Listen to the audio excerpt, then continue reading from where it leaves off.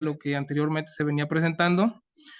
Nuestra ponente en cuestión se llama Dinorat Peralta Saucedo. A continuación voy a dar una breve reseña de su trayectoria profesional. Dinorat Peralta es licenciada en Derecho y maestra en Derechos Humanos por la Universidad Autónoma de San Luis Potosí. Es activista, feminista y defensora. Sus temas de interés son derechos humanos, marxismo, género, feminismo, sexualidad, trabajo en el sector automotriz y agrícola. Se ha desempeñado como servidora pública en proyectos de incidencia comunitaria en sociedad civil, como asistente de investigación y actualmente trabaja como organizadora y asesora sindical. Pues sin más preámbulo, le cedemos la palabra a la maestra Dinorat para que comience con su charla. Muy bienvenida sea. Adelante, por favor. Hola, muy buen día a todas y todos. Muchas gracias al doctor Luis Carlos Trenti y a Leonardo Márquez para participar en este seminario. Em, bueno, sin más preámbulo, quisiera pues compartirles un poco sobre lo que se va a tratar esta ponencia. Son algunas reflexiones teóricas que rescato de mi tesis de maestría y también de la experiencia que he tenido conociendo al Sindicato Nacional de Jornaleras y Jornaleros, el SINJA. Y también pues estarnos preguntando a través de la investigación qué se puede hacer en este ámbito para mejorar las condiciones en las que elaboran las jornaleras y los jornaleros en México, que pues bueno, son las personas que producen los alimentos, gran parte de los alimentos que llegan a nuestra mesa. Bueno, hoy no funciona el control.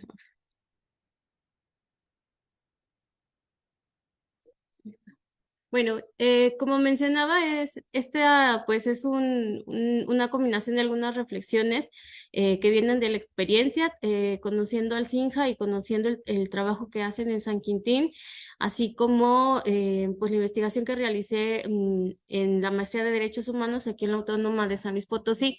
En ese entonces a mí me interesaba conocer cuáles eran las vías de organización de mujeres jornaleras habitantes temporales y permanentes en Cedral y Banegas para que pudieran defender ellas sus derechos humanos y mejorar sus condiciones de vida. Esto en el entendido de que los derechos laborales son derechos sociales y muchos de ellos encuentran su cumplimiento cuando las mismas personas que son titulares de estos derechos los exigen. Eh, pero bueno, ya después, algunos años después de conocer también en vivo la experiencia organizativa del SINJA, que es uno de los principales referentes en el país sobre la organización de trabajadores y trabajadoras rurales, eh, estas preguntas y estas inquietudes han ido también transformándose, ¿no? También, bueno, terminando la investigación, tuve la oportunidad también de conocer cuál era el proceso en el cual se producen las hortalizas en el altiplano potosino y de qué manera el proceso puede permitir o limitar también la organización de las y los trabajadores. Por otra parte, pues bueno, esta investigación también estuvo motivada, dado que en 2014 se hizo muy famoso un accidente en el cual perdieron la vida menores de edad. Fue un accidente carretero, la camioneta fue el accidente de una camioneta que transportaba personas al rancho El Lebanito en Matehuala y bueno, esta es una situación que se repite constantemente en varios de los enclaves de producción agrícola en este país.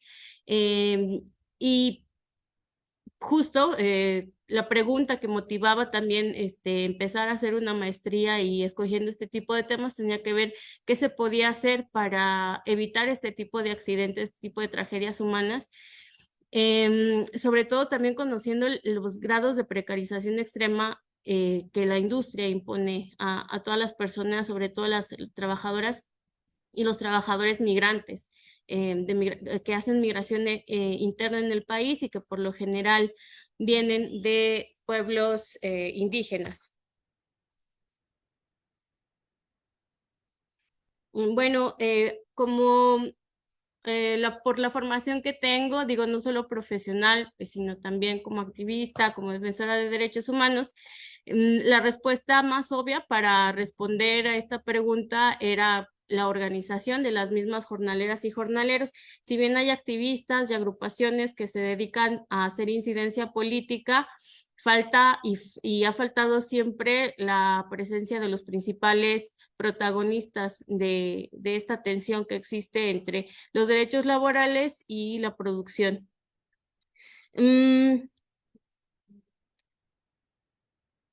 Bueno, finalmente en mi investigación tuve que decidir por enfocarme en la población jornalera local, también como por consejo de algunas colegas que estaban trabajando en la Red Nacional de Jornaleros y Jornaleras, ya que la población migrante se ha considerado muchas veces como una población inorganizable por su misma itinerancia y también pues por las implicaciones que tiene la temporalidad de la producción de hortalizas, es decir, hay temporadas bajas, hay temporadas altas de siembra y de cosecha, en las cuales pues se va a demandar más la mano de obra y eso también implica que las personas estén en un solo lugar por un tiempo muy limitado o que incluso muchas veces no trabajen en un mismo centro de trabajo toda la semana, etcétera.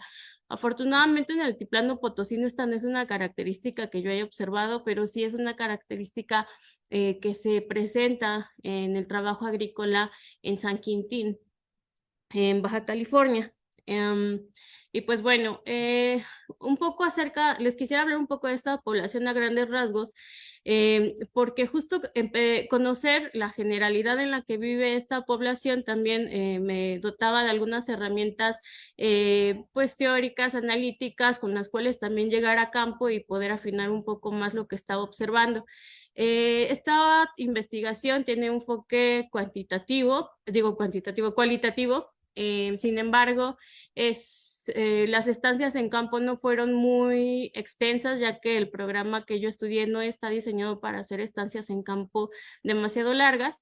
Pero bueno, sí tuve la oportunidad de conocer a la población jornalera y más o menos cómo se organizan, al menos en 4 ranchos agroindustriales.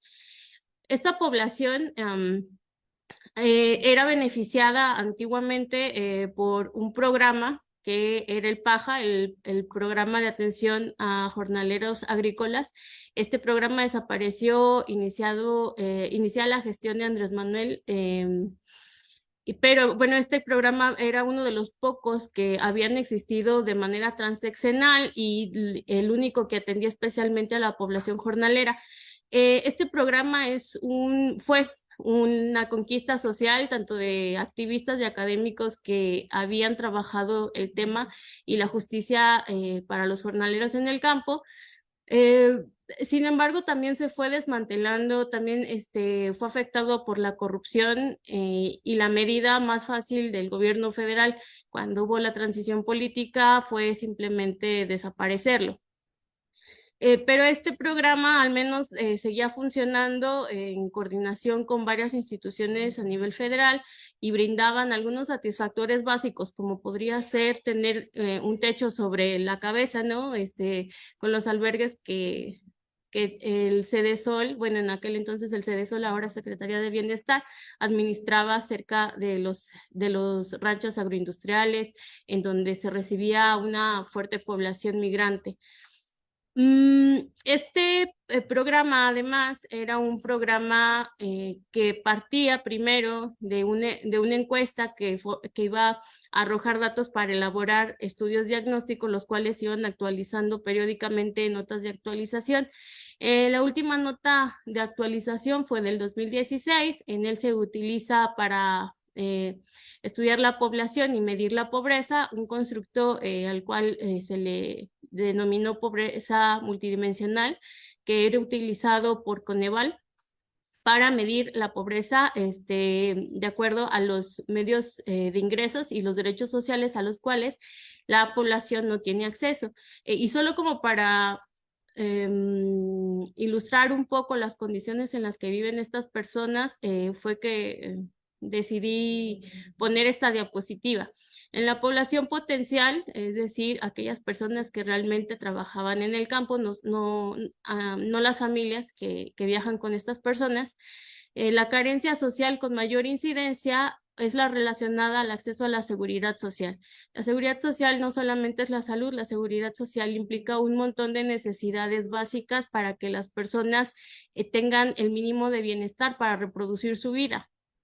Estas implican cuidados, rehabilitaciones, cuidado a la salud, jubilación, lo cual es muy importante porque en la actualidad existe casi un 0% de personas dedicadas a esta actividad que tienen la esperanza de adquirir una jubilación algún día. Siguen trabajando ya a edad muy avanzada en los surcos, con sus espaldas ya deformadas de estar cosechando berries u hortalizas en los campos. Y bueno, seguida de esta carencia se encontraba el acceso a servicios básicos de vivienda,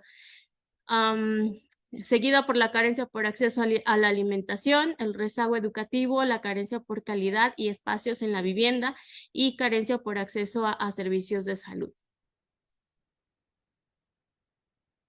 Uno de los principales problemas que algunas especialistas como Antonieta Barrón diagnostica o señala que se tiene a la hora de investigar y por lo tanto también crear proyectos académicos o sociales para poder beneficiar a esta población es que no se cuenta con estadísticas reales. En su momento el PAJA sí realizaba incluso también una encuesta y era uno de los pocos insumos estadísticos con los que contaban también activistas e investigadores para poder realizar ese trabajo de la mano con sociedad civil y con las mismas jornaleros y jornaleras. Pero bueno, como ya mencioné, desapareció y la última vez que se levantó la ENJO, la Encuesta Nacional de Jornaleros, fue en 2009. Actualmente, algunos de los insumos con los que cuentan algunos académicos y activistas de la Red Nacional de Jornaleros para realizar informes es la encuesta nacional agropecuaria, pero esta encuesta es dirigida hacia los dueños de los ranchos y estas son las que se muestran en la diapositiva, son los reactivos que se aplican para levantar esta encuesta y que pues obviamente existe o se va a presentar un sesgo enorme entre la realidad y lo que puedan reportar los mismos dueños de los ranchos.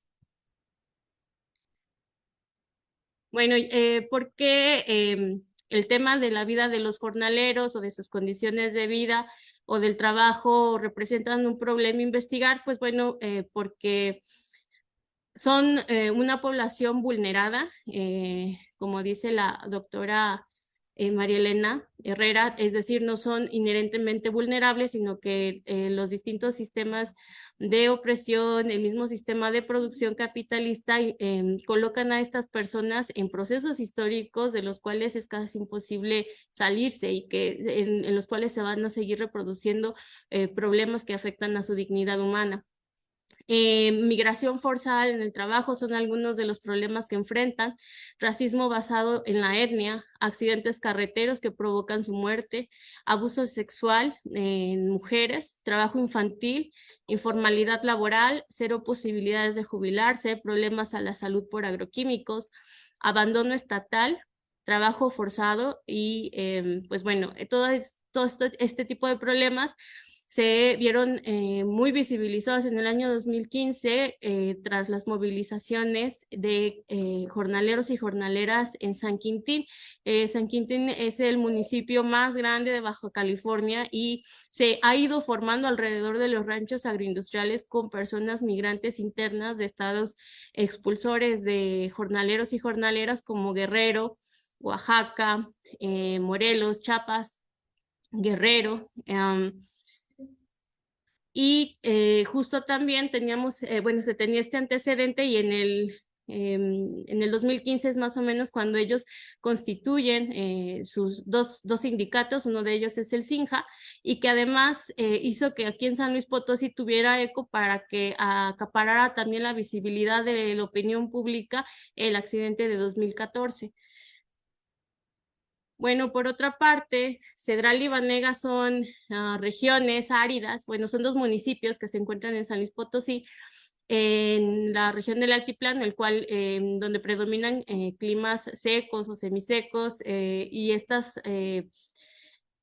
ranchos llegan y se incrustan en regiones semiáridas donde hay escasez de agua, en donde no existen ríos, sino arroyos o arroyos subterráneos, y el agua que ocupan la agroindustria para producir alimentos a gran escala la extraen del subsuelo. Estos ranchos pues tienen concesiones por parte de Conagua, pero la explotación que hacen de los acuíferos es demasiada, que los acuíferos no alcanzan a reabastecerse.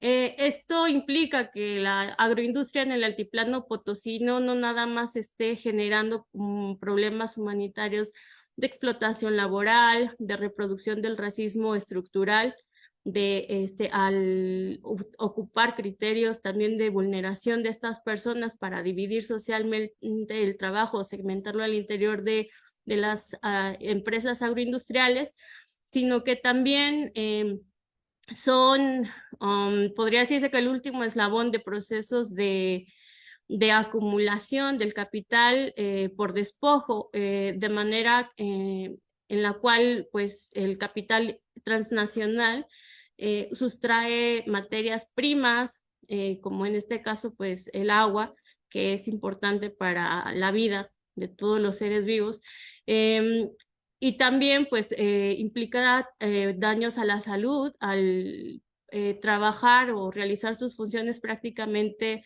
por fuera de la ley o al margen de la ley, sin garantizar las condiciones mínimas de seguridad e higiene, violando protocolos de seguridad e higiene en el campo, y además manteniendo salarios muy bajos en la población que labora dentro de estos complejos. No solamente no solamente paga salarios muy bajos pues a la población local, sino que ocupa el fenómeno de la migración que la misma industria agrícola genera, para dividir a la fuerza de trabajo, o incluso como medio de control para mantener sueldos bajos, a veces por debajo del mínimo.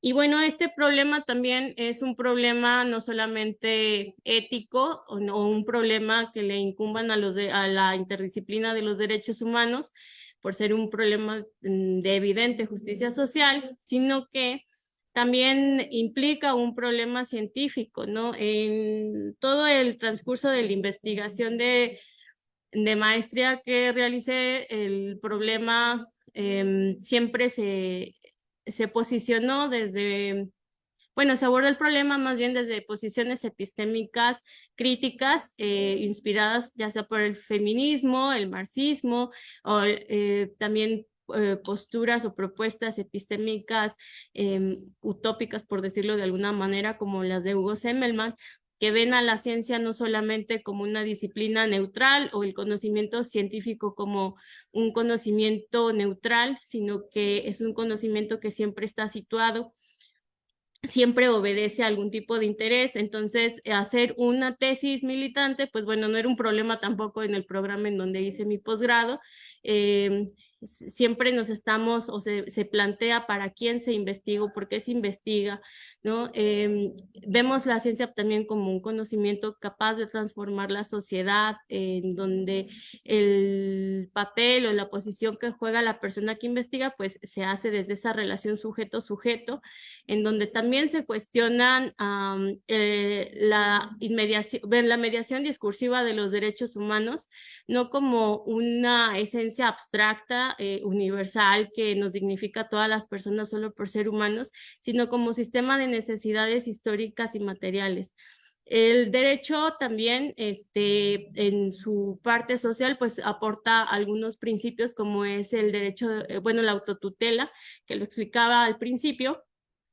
Este derecho implica que muchas de las necesidades que se traducen en derechos sociales tienen como sujeto de derecho a grandes grupos de personas con necesidades en común. En este caso, pues son este sector de la clase trabajadora, que son los jornaleros agrícolas y que tienen o están padeciendo los mismos efectos que el capitalismo en la producción agrícola a gran escala les impone.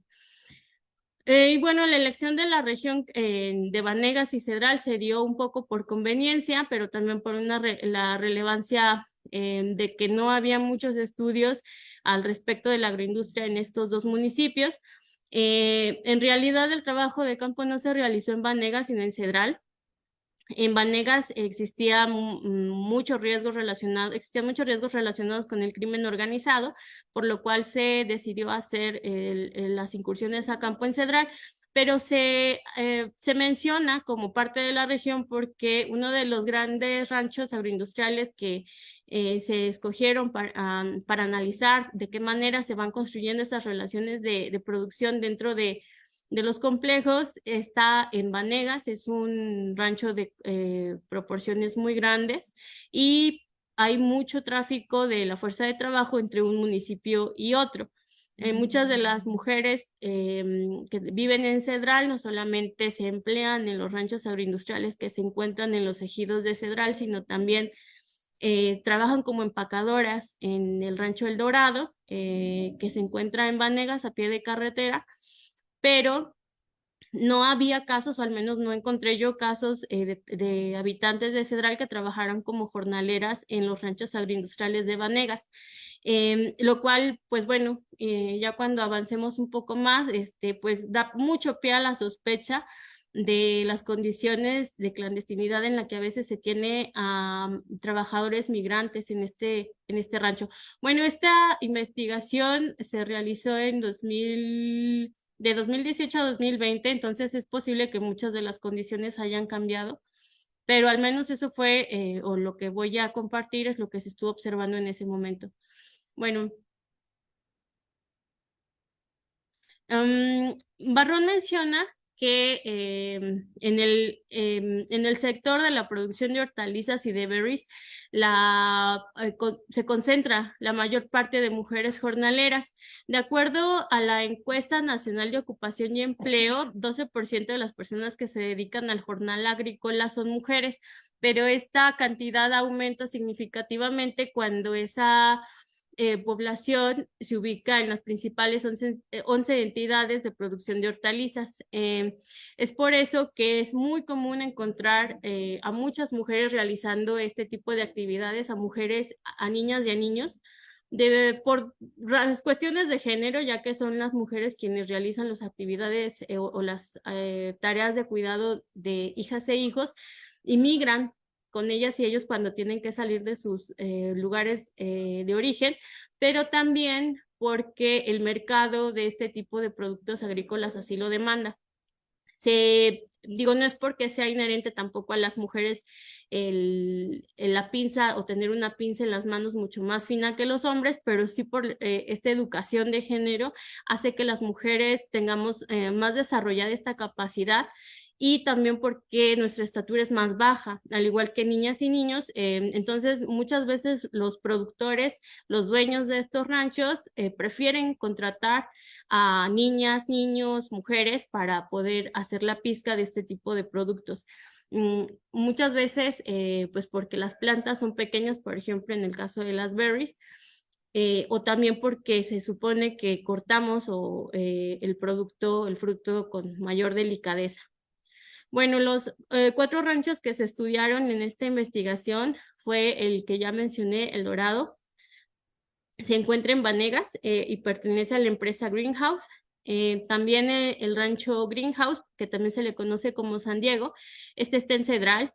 Está pegado a un camino y se pueden ver incluso a través de las mallas de los invernaderos a las personas que ahí laboran. Este rancho además además de los invernaderos, tiene también algunos cultivos a cielo abierto en donde trabajan principalmente hombres y en donde sí existe el uso de tractores, que también es una actividad exclusivamente de hombres. En Rancho Solanum 1 y Rancho Solanum 2, son dos ranchos que emplean población migrante de la Huasteca, hidalguense, potosina y veracruzana, y también se encuentran muy cerca del camino. Es decir, el ojo de cualquier transeúnte puede ver hacia el interior de los primeros edificios o de las primeras tiendas del complejo. Em, y el único que sí es un poco más desconocido fue, bueno, es el Rancho El Dorado. A pesar de que no hay nada entre la carretera y este gran complejo, hay muchos metros de distancia y hay mucha se crecía sobre lo que se hace ahí, no se deja pasar fácilmente a las personas dentro del complejo.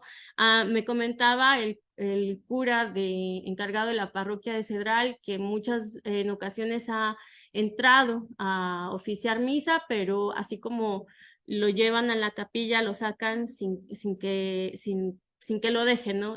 Ver más allá.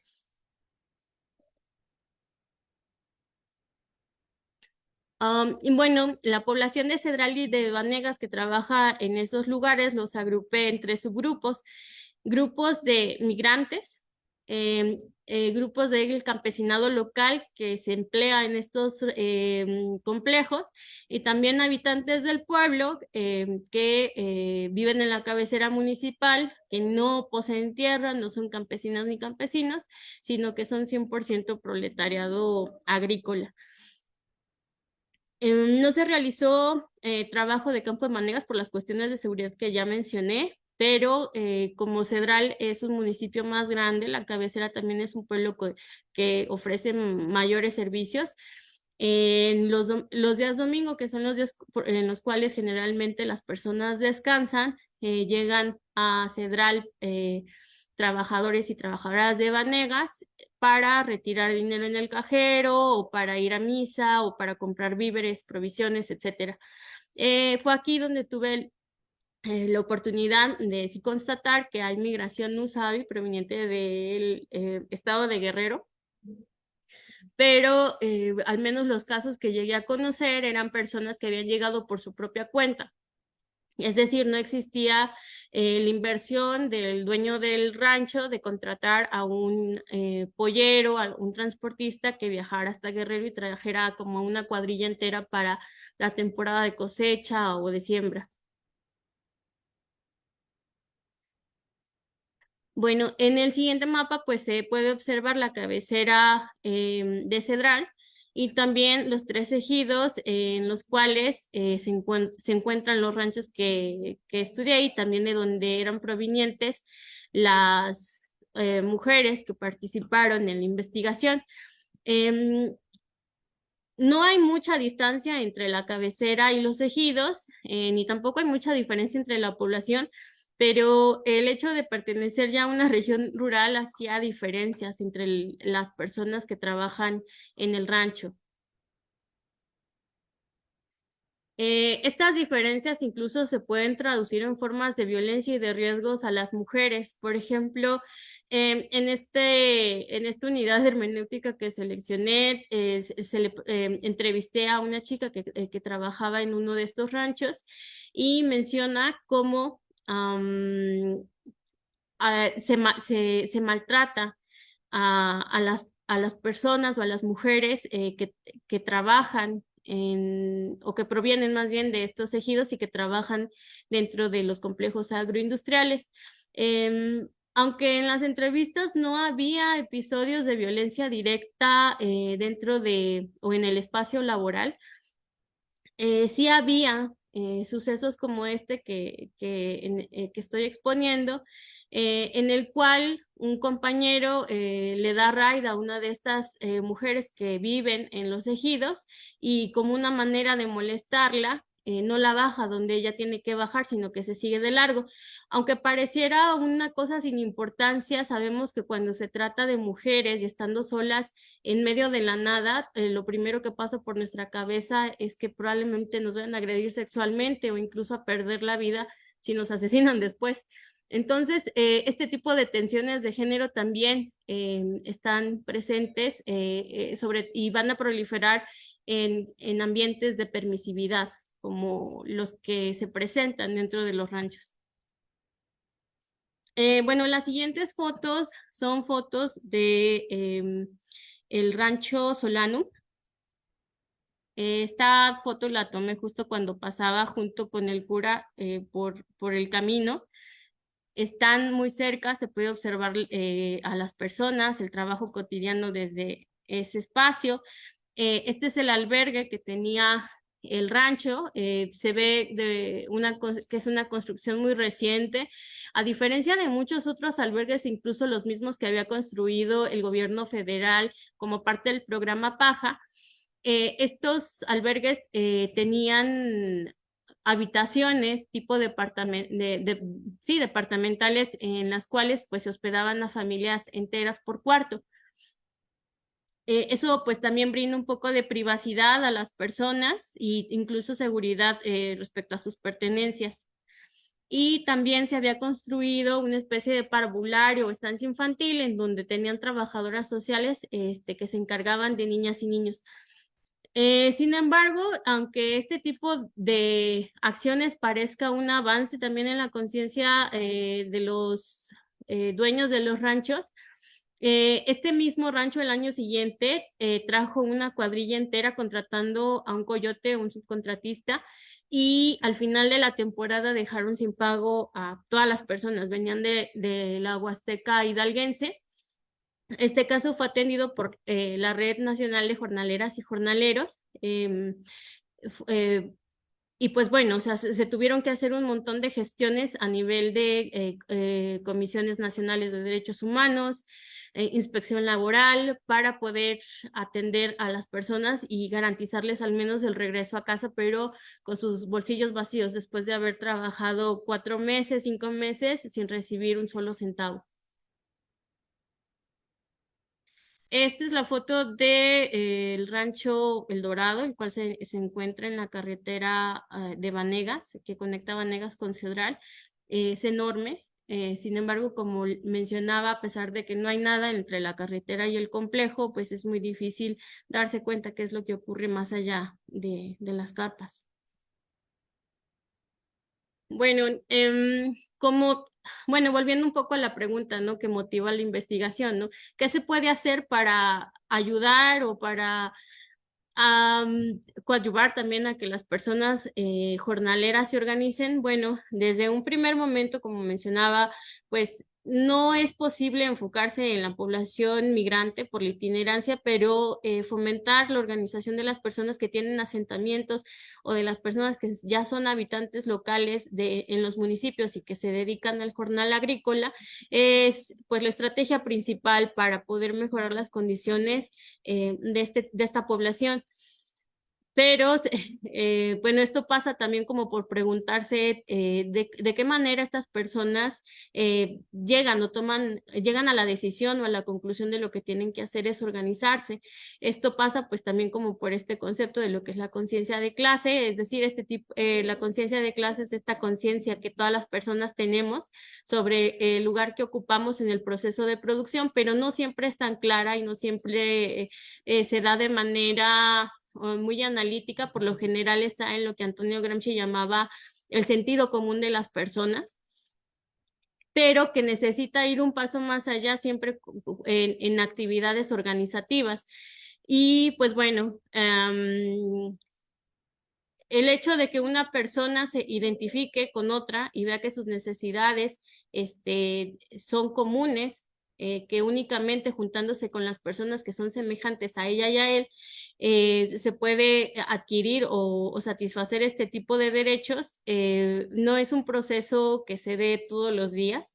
Sin embargo, también otras cuestiones que se observaban en la condición de las mujeres que trabajaban en los ejidos era que pues tenían esta doble característica, eran campesinas, pero también eran trabajadoras, eran obreras de agroindustriales.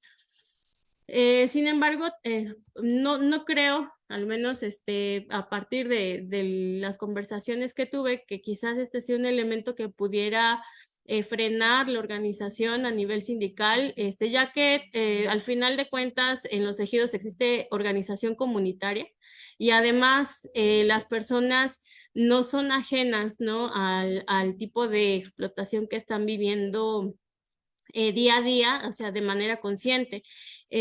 Seleccioné también esta unidad hermenéutica porque creo que es una de las que más me gustaron dentro de la investigación. Se le hizo la pregunta a una de las participantes, cómo fue su experiencia cuando ella era jornalera, porque actualmente ella era, bueno, cuando yo la entrevisté era vendedora de jugos, y ella responde, dice, pues fue muy bonita, porque uno ama el campo, ama las plantas, lo que no es bonito, pues es el trato, ¿verdad? Que se le da a los trabajadores muy inhumanos. Pues los trabajos son de 6 de la mañana hasta que se mete el sol, cuando es la temporada de corte de chile, de jitomate, porque hay que llenar los camiones, hay que llenar los pedidos, que me imagino que ellos tienen, porque pues es lo que a mí no me gusta, el trato inhumano, porque si estamos trabajando, echando la mano, porque yo digo que es echarles la mano, ¿no? Para que ellos logren sacar los pedidos que ellos tienen, pues yo creo que sería justo pues un poquito más de sueldo, tener poquita más de sensibilidad de que me enfermo y no puedo venir, pues bueno, ya regreso al segundo día, al tercer día, pero no sé, te me vas y descansas otro tiempo, pero sin goce de sueldo. Y me hubiera gustado mucho que hubiera seguro social y que hubiera tenido eso, porque sí era muy deprimente. Aparte del bajísimo sueldo, pues no alcanzaba para ir un doctor. Sobre la población migrante, no solamente el pragmatismo, un criterio pragmático implica que los esfuerzos por construir algún tipo de organización sindical entre jornaleras y jornaleros no se enfoque en este segmento, sino también por cuestiones teóricas, cuestiones que la misma realidad impone. De acuerdo a Andrés Pedreño Cánovas, la naturaleza migrante de la fuerza de trabajo rural es una constante capitalista. Es decir, la naturaleza de la fuerza de trabajo rural siempre obedece, o bueno, estos movimientos migratorios obedecen a la demanda que los mismos procesos de producción tienen tratándose de plantas que están produciendo alimentos. Es decir, hay temporadas en las que se requiere sembrar, en las que se requiere cosechar, y eso va a incentivar a que esta fuerza de trabajo que no está ocupada decida migrar para emplearse de manera temporal. Y pues bueno, quisiera pues no extenderme más.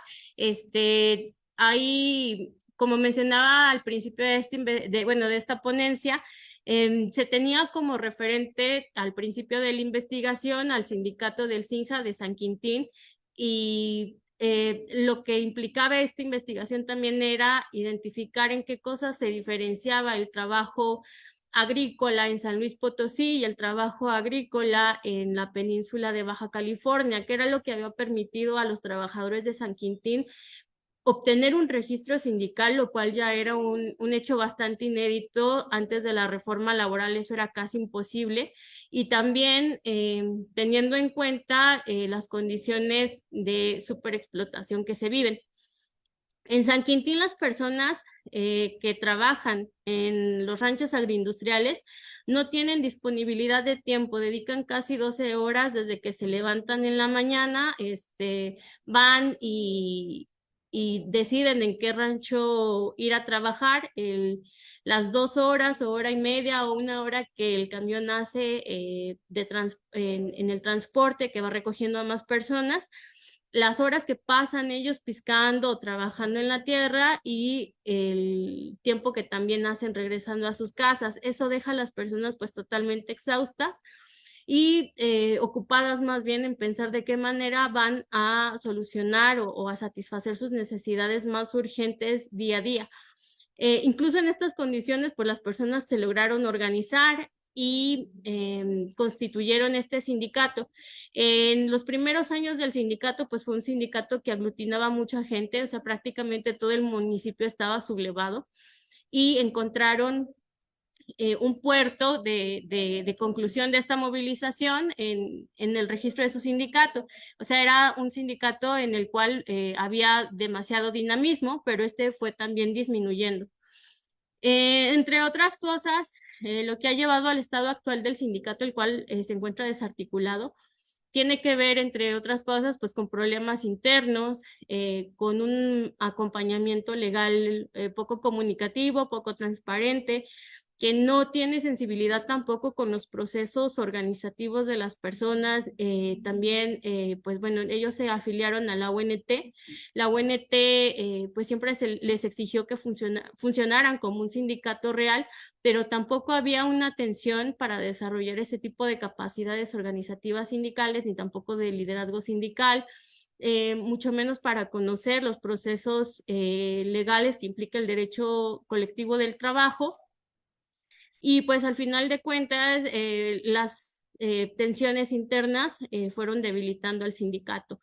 De todas formas, a pesar de que esta podría ser una historia de fracaso, hay muchas lecciones que aprender, bueno, para empezar, que incluso en las peores condiciones, siempre las personas en la búsqueda de satisfacer sus necesidades se van a organizar.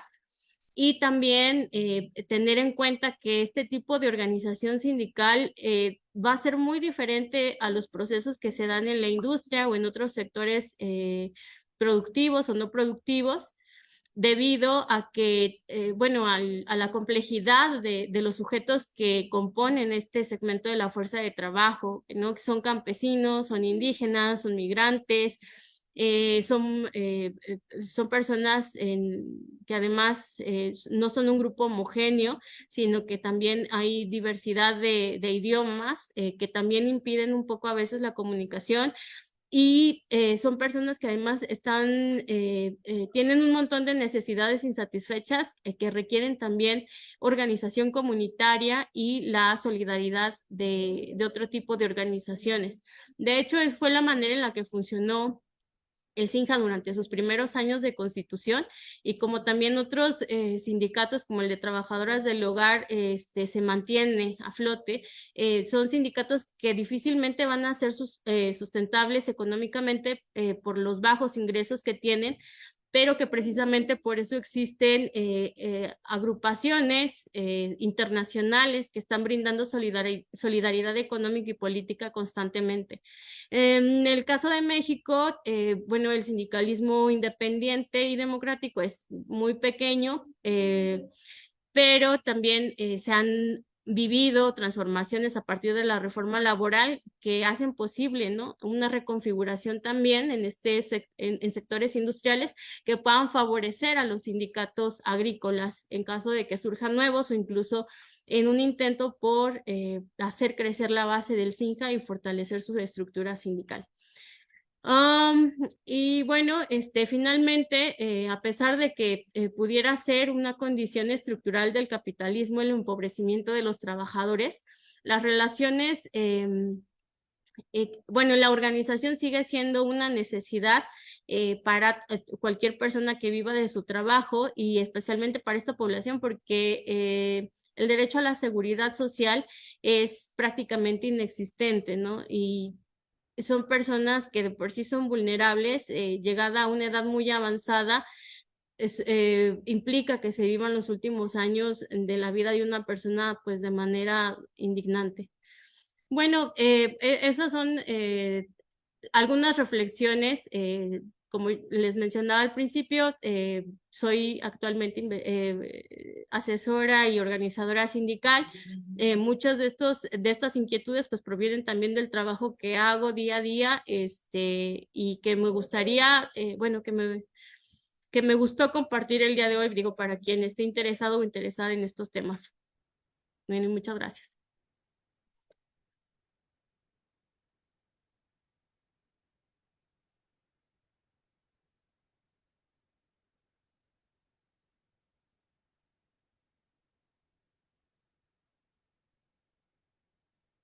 Por si no reverberancia, no.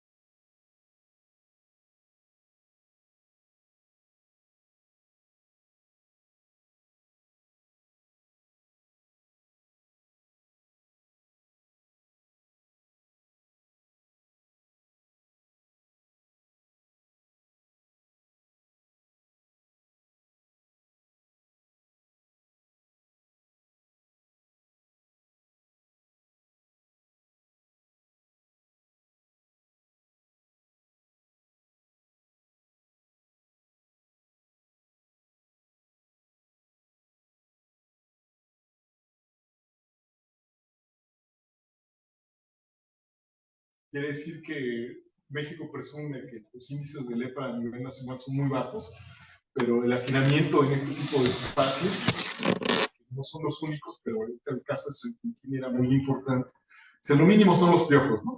Que generan infecciones. O sea, lo más grave es que tenemos detectados, no recuerdo el número, por ahí lo debo tener escrito en el diario, pero sí se me quedó muy grabada esa cuestión de que no hay gente que quiera atender a la gente que tiene lepra, ¿no? La gente que tiene lepra. Lo típico es infecciones en la garganta, infecciones en la piel, te digo, las infecciones generadas por los piojos, pero dice, tenemos yo creo que decía, son pequeñas las cifras, pero si mal no recuerdo, decía era como que son de las cifras más altas a nivel nacional, ¿no? Por el asunto del hacinamiento entre los migrantes. Por eso empecé con el asunto de la nota roja amarilla. Y me gusta mucho tu trabajo en ese sentido, porque pues, es la otra realidad, ¿no? Trabajas con los migrantes, con los trabajadores agrícolas, los jornaleros, pero cuando pones a hablar con el otro contexto, ¿no? De cómo lo enfrentan la gente de allá, pues te das cuenta de esas situaciones, ¿no? La misma enfermedad al final nos decía, los niveles de educación son muy bajos, porque como vienen por temporadas, no se integran a las escuelas. Ahí es en donde quiero brincarme, por ejemplo, hay mucho que discutir con tu trabajo, me parece muy atractivo y entiendo muchas otras cosas que nos hacen falta al área social. Hay una exalumna egresada aquí de la facultad que hizo trabajo sobre los jornaleros tomateros de San Luis. Y su forma de empezar a trabajar con ellos fue convirtiéndose en maestra, ¿no? de los jornaleros. Pero dije, es un mundo que no pudo. Aguantó creo que 3 meses porque no podía sacar información para la tesis, porque estaba enfrentada a estos grados, multigrados, perdón, ¿no? Los jornaleros. Entonces es un problema de educación importante, ¿no? Muchos oaxaqueños, y la mayoría, si mal no recuerdo, son tehuanos, mixtecos, y los mínimos son los zapotecas, ¿no? Pero que vienen siendo migrantes de Querétaro, Guanajuato, San Luis Potosí, terminan en Coahuila y a veces van hasta Nuevo León a los invernaderos. Por otro lado están los trabajos de investigación, no sé si lo revisaste, de cómo los jornaleros en la Huasteca se organizaron, y los que menos jalan a los invernaderos son los huastecos potosinos. La mayoría son los hidalguenses y los veracruzanos, que viajan a muchas partes de México, porque están organizados por la gente de la Huasteca Potosina, ellos son los que menos quieren. Y a diferencia del discurso que tú nos presentas, nos plantean, cuando trabajas con la gente allá, dices que son 3 meses mínimo. Las cifras que yo tenía hace 10 años, ya pasaron 10 años, es que ganamos 9,000 pesos en 3 meses como salario normal, pero puede convertirse en 21 o 22 con las horas extras, ¿no? Por eso trabajamos tanto tiempo, porque lo que vale es la hora extra. Pero eso te lo dice el jornalero huasteco, que allá no tienen esos ingresos, o que no los van a tener ahí, porque encontré varios matrimonios o prometidos que se iban de jornaleros para regresar con dinero para poderse casar, ¿no? Y poder montar su casita. Las cifras son algo así como el 5 o 6% en los 3 años que estuve haciendo el trabajo, de jóvenes que se iban a conseguir dinero para casarse, para ese tipo de cosas. Y tiene esa diferencia de lo que nos estás planteando tú en las entrevistas de la gente que es mismo de Cerrado, de los tiros, ¿no? Pagan poco, porque tienen otro nivel de vida, porque el acceso al agua, como es en el caso de San Quintín, las cosas son carísimas, ¿no? Para llevarlas hasta allá. Entonces, me gustó mucho esta cuestión porque me permite comparar todo ese tipo de elementos y darnos cuenta, por un lado, de esas necesidades. Por el otro, el asunto de la organización, ¿no? El trabajo de los jornaleros, los líderes que han organizado los jornaleros que se van a chambear, es toda una organización para evitar que vaya la gente a transear, ¿no? Y se han tenido que registrar ante la CROC y ante varios lugares, que también terminan peleados con ellos porque los obligan a querer ser lo que no son. Y entre ellos hay gente que busca de cierta forma defensa, pero dicen, es que no nos podemos seguir defendiendo porque se suben al camión y donde paramos a hacer del baño se bajan. Y como ya les dimos el enganche, pues es pérdida para nosotros. O llegan a los invernaderos, se ponen a fumar, a tomar, a drogarse, y nos están dejando mal a nuestros trabajadores, que aunque sabemos que los explotan, pero son los mejores trabajadores, pues, y nos estamos enfrentando a ese asunto que hay gente que lleva, gente que lleva, y no están desarrollando también el trabajo. Te digo que esas cosas me hicieron pensar mucho. Es como más de contactarte y platicar porque realmente preguntas, ¿no? Porque me gustó mucho toda esa parte legal y de organización sindical que estás trabajando. Sí, Sí, gracias. Sí, cuando menos acordé, creo que ya había acabado las diapositivas y se había dado como varias cosas que según yo iba a mencionar, pero sí, justo mm, uno de las interrogantes, ¿no? Bueno, para quien no conoce o para quien no tiene esa sensibilidad de entender que las personas en su lugar de origen están mucho más depreciados que cuando migran, ¿no? Y que por eso lo hacen. Pero una particularidad que yo encontré en San Luis Potosí es justo que a la población migrante la ocupan únicamente en temporada de siembra y de cosecha, y no existen asentamientos, bueno, al menos evidencias no hay de que haya asentamientos de migrantes, porque los municipios además son muy pobres y que tiene que ver, bueno, según yo, con que también pues las actividades productivas son escasas, ¿no? Y pues bueno, eso impide también que las personas puedan quedarse, ¿no? Ya de manera definitiva. Y otra cosa que encontré es que en uno de los ranchos se tenían algunas condiciones de semiformalidad en el cual ya se daban contratos por escrito, en el cual también se les inscribía a las trabajadoras y trabajadores al seguro social, pero en ese rancho no contrataban migrantes nunca, era solamente población local. Entonces, creo que por ahí, pues también creo que los ingenieros que administran este tipo de complejos encuentran las fórmulas tal vez para hacer un equilibrio entre los costos que les cuesta la producción, pero también favorecer o beneficiar a las personas. Pero bueno, depende también mucho de la conciencia del ingeniero, ¿no? Porque en el otro rancho, que también es de la misma empresa, pues ahí ni siquiera dejan que el cura se acerque, ¿no? Quién sabe qué condiciones tendrán ahí las personas.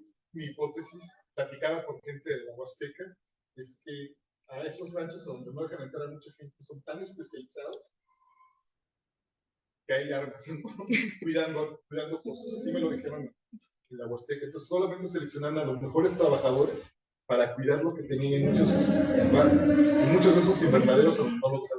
No solamente aquí en San Luis, sino en Coahuila y también en Nuevo León, ¿no? Y te iba a especular qué más se produce, ¿no? Pues sí. Porque es el discurso, la narrativa que hay, ¿no? También con el asunto. Sí.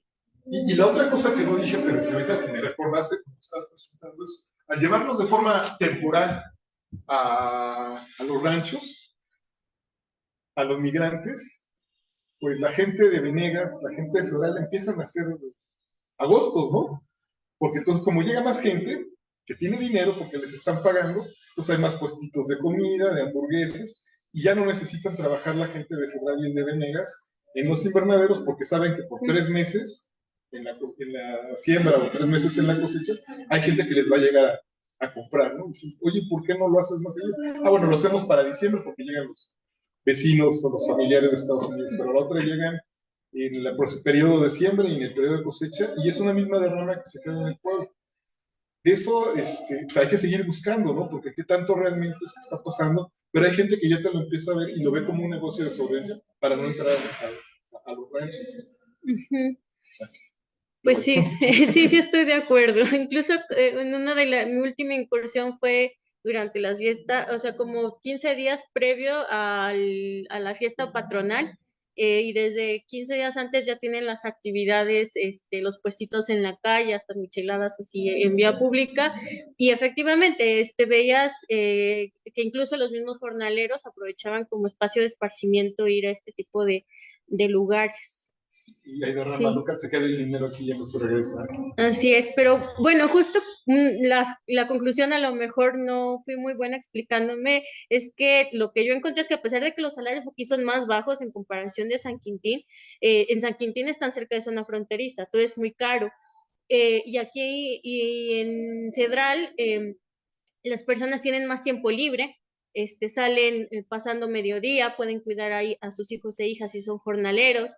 Lo único que tienen que hacer es, pues bueno, levantarse muy temprano. Entonces es difícil a lo mejor pensar que en un lugar con poco conflicto, porque las personas tampoco están acostumbradas a tener satisfactores más altos, pues haya detonantes que digan, sí, quiero organizarme sindicalmente, pero a lo mejor de manera comunitaria, resolviendo otros problemas, con proyectos a lo mejor de educación en derechos humanos integral, pues sí llegan a la conclusión de que tanto su derecho al agua, ¿no?, que se están llevando la agroindustria, como su derecho al medio ambiente limpio, como su derecho a mejores salarios o a la seguridad social, pues van de la mano. Muchas gracias, porque hay mucho que decir y comentar y comparar. Gracias. Sí. ¿No? Bueno, ya nada más para cerrar, yo tengo una pregunta. Hace unos días estaba analizando estos temas. Bueno, no del jornal agrícola ni del proletariado agrícola, sino el asunto de este concepto de trabajo digno que se aborda en la Agenda 2030 y en este marco de que ya nos quedan 5 años de Agenda 2030, cuando menos de su vigencia, ¿no? Tú como organizadora sindical y como colega marxista también, ¿cómo ves este tipo de marcos referenciales para interpretar precisamente o para analizar, digamos, este tipo de fenómenos en donde sabemos que bueno, el proletariado agrícola es uno de los sectores del proletariado más sobreexplotados, ¿no? Porque ya es sobreexplotación, ya no es solamente explotación, sino sobreexplotación, incluso se dan en contextos, trabajan en contextos de esclavitud, ¿no? O sea, donde los tienen cautivos, etcétera, etcétera. ¿Cómo has visto tú como laboralista, como profesional del mundo del trabajo, la Agenda 2030 y los cumplimientos en particular de este objetivo, sobre todo?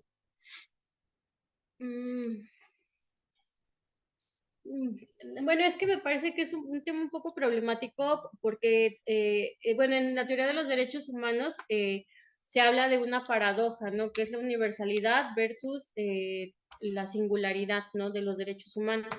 La universalidad como tal no existe, pero es un parámetro que es necesario porque se constituyen instancias internacionales a quienes hacerle exigibles los derechos, pero como derechos reales, como es decir, los satisfactores materiales de las personas, y a los cuales tienen o no tienen acceso, es donde se complica, ¿no? Porque una de las críticas que incluso hacen algunos politólogos es que los objetivos, al menos yo me voy a enfocar al del trabajo, que es el que conozco más, son objetivos que no tienen mucha coherencia metodológica, y yo le agregaría como marxista que no pueden tenerla, ¿no? O sea, sí sirven como, no, o sea, bueno, es que creo que para enfocarnos a parámetros, sí, parámetros de derecho laboral, para eso existe la OIT, ¿no?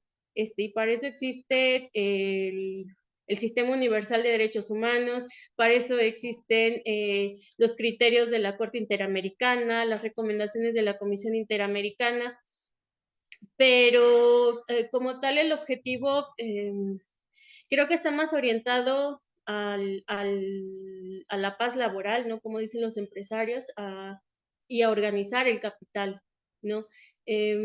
No se puede, por ejemplo, pedir justicia social para la población jornalera cuando se le deja fuera del tratado del TEMEC, por ejemplo. Se renovó el tratado de libre comercio, el TEMEC, con una filosofía totalmente diferente de protección de mercados, de protección a los derechos laborales, pero a pesar de que hay muchísimo comercio exterior con materias, bueno, productos agrícolas, se dejó a toda esta población fuera, ¿no? No tienen mecanismos reales de presión hacia las empresas para que respeten los derechos laborales. O sea, teniendo ese tipo de contradicciones en la realidad, pues ¿cómo se espera, no?, que siquiera nos alcancemos a mejorar la condición de los trabajadores, ¿no?, cuando las instituciones y el lobby internacional les está dejando de lado. Y para cerrar, ¿cómo ves lo que está pasando en Europa con todo lo que estás analizando ahorita y todas las protestas que hay que los están obligando? Sí. Sí he visto las noticias, pero creo que no soy muy experta tampoco. Bueno, si me lo permite, hay quienes están hablando es el gran empresario agrícola, no los campesinos. ¿Por qué? Porque lo que ellos están exigiendo es que se deroguen leyes o que se anulen regulaciones al medio ambiente, ¿no? Ahí no están hablando los campesinos, aparte, pues, Los cuando, campesinos son los que están protestando en contra de eso. cuando ves quiénes están en las protestas con esta maquinaria agrícola, ellos no son los campesinos. O sea, en Europa, yo me atrevo a decir, dejó de haber campesinos de hace tiempo. O sea, Europa ya es otro tipo ya tiene otro tipo de condiciones de producción donde los campesinos ya quedaron rebasados, ¿no? A lo mejor los otrora campesinos ahora se convirtieron en propietarios agrícolas en Europa, pero ellos, lo que vemos en las noticias, ellos no son los campesinos, ellos son los empresarios que están pidiendo precisamente Los pequeños empresarios, la derogación precisamente de regulaciones para la protección del medio ambiente, ¿no? O sea, que se les deje extraer agua, que se les deje desmontar más tierra, que se les deje que se les permite el uso indiscriminado de agroquímicos, etcétera, etcétera, ¿no? Es lo que estaba viendo hace unos días también, ¿no? Porque es muy llamativo esto que campesinos, avientan desechos orgánicos en el palacio de no sé, no, ya después dicen, no, estos no son campesinos. No, yo sí creo que hay campesinos todavía porque hay mercados locales muy campesinistas en Europa, nada más que no creo que sean muchos, pero la pregunta gira en torno a que pues hay muchas explicaciones, ¿no? Y es gente que se está organizando y que están entrando a haber sido campesinos, lograron inversión y se convirtieron en pequeños microempresarios que están buscando con subsistir y competir con los mercados, ¿no? Locales, nacionales y regionales, y que de alguna manera pues son gente que contrata a estos trabajadores, obreros, ecuatorianos, venezolanos, colombianos, mexicanos, que los tienen como mano de obra también. Por ahí quería la discusión, pero bueno, es parte importante de esto. Muy bien. ¿Algo más que agregar? ¿Ahí? Bueno, nada más para cerrar. Pues le agradecemos mucho a la maestra Dinora Peralta Saucedo, a nombre de la Universidad Autónoma de San Luis Potosí, a través de la Facultad de Ciencias Sociales y Humanidades. Le otorgamos su presente reconocimiento por su valiosa participación. En un momento más se lo haremos llegar a su correo. Muchas gracias. Y pues aquí cerramos esta edición. Gracias. Y los invitamos precisamente a las dos restantes dentro de 15 días respectivamente, el día 28, el día 15, no, quedan 3, y el día 27 de marzo. ¿Sale? Muchísimas gracias, gracias Sistema de Bibliotecas, hasta luego. Hasta luego.